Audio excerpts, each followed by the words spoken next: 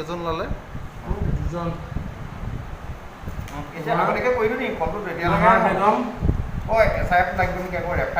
নাহাৰ বেগম আছে আৰু নাৰ্চিমা বেগম। কোন জেগা? মেৰাপানী টাউন।